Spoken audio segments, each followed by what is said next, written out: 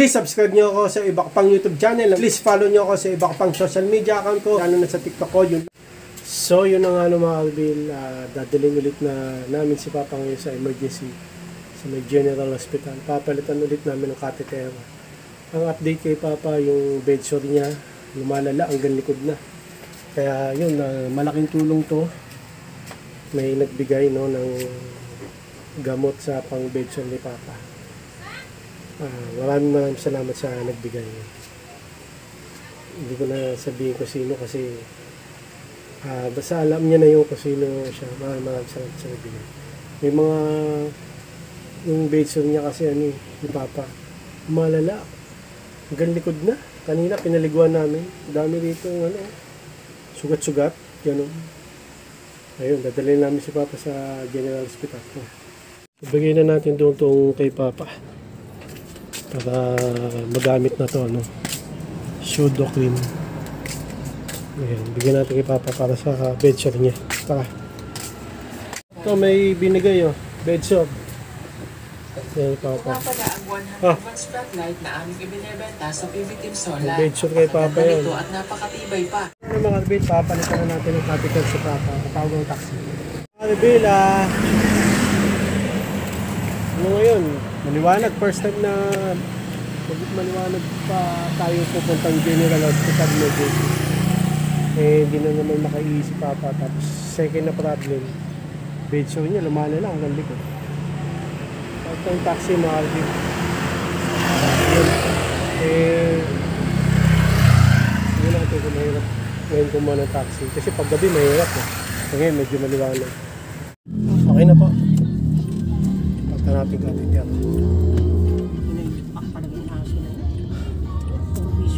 Ayun o. Kapaltan natin catheter yan. Hindi kayo makaihi. Hindi, papaltan na natin catheter. Mga kabilang dito na kami sa General Hospital sa may emergency. Yun nga, papalitan na namin ng catheter si Papa. Kasi nga, yun, hindi na naman siya makaihi. Parang barado na naman. No? Tapos, yun nga, yung bedsore niya malala. Hanggang likod na.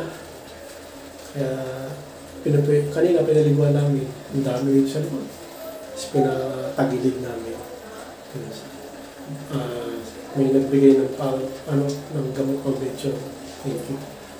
So, yan, papalitan na namin ng catheter si Papa. Mga kabila, yung emergency. Dumilim na. So, nag-aantay kami para mapalitan ng catheter si Papa. No? Yun nga, mga karbil, yung bedsore niya, nasa kwetan niya lang una ngayon. Hanggang likod, meron, dot. Nakakawa talaga si Papa. Yun, kasi kakahiga niya yung bedsore, no? Kaya nga kakaganon po. Pero meron tayong gamot. Yun, may nagbigay. Thank you. So, bibilang ko tubig si Papa dyan sa labas. Nauwaw Hindi nakapagdala kami ng tubig. Bibilang ko siya ng mineral, tubig at biskwit. Yan. Hindi pa napalitan ng catheter si Papa. Nag-aantay pa rin kami kasi konti lang tao pala dyan sa may emergency ngayon. Konti lang pero may mga pasyente rin kaya medyo matagal din. Pero antayin namin para mapalitan ng catheter si Papa. Bibili muna akong tubig ni Papa at biskwit. Mga karbil, ito na yung tubig at biskwit. Nabili ko na. Nauhaw si Papa no? Binila rin namin ng biskwit para makakain si Papa. Puro biskwit din pala kinakain ni Papa, no? Hindi siya nagkakanin. Biskwit ang talagang kinakain niya kaya hindi siya tumataba na. Kaya yun, yung operation hindi magawa. Quezon City General. Pakita ko mga karibilo. Okay, balik na tayo. Punta na tayo kay Papa para dalhin na itong mineral at biskwit. Skyflex na kasi walang walang ibang biskwit kundi Skyflex lang. Pita sana bibilin ko. Ito lang. Okay na rin ito, Skyflex.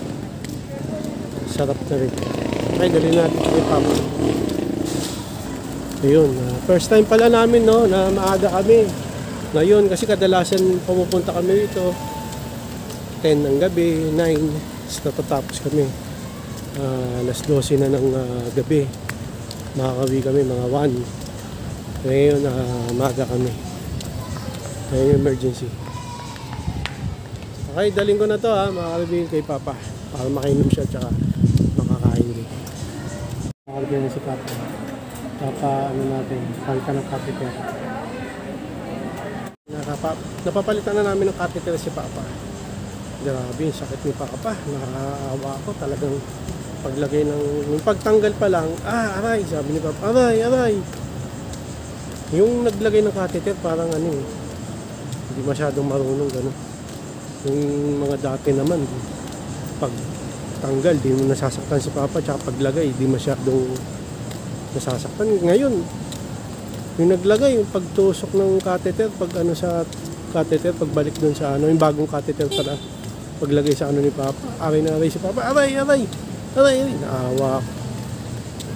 Depende rin sa maglalagay, no? Kung yung bagong catheter. Kung masyadong masasaktan si Papa o konti lang masasaktan. Pero yun, masakit pa rin talaga magpalit ng catheter ay magtanggal na din. Pero no choice. Wala kaming ibang paraan na solusyon. Kasi kailangan ng operasyon ni Papa para talaga wala na siyang catheter. Kasi nga malaki prostate niya. Hindi naman siya pwedeng operahan. Kasi nga hindi sa edad niya tsaka yung katawan niya kaya kailangan mataba siya. Kaya yun ang ginagawa namin na pasamantala palit catheter kada 2 weeks.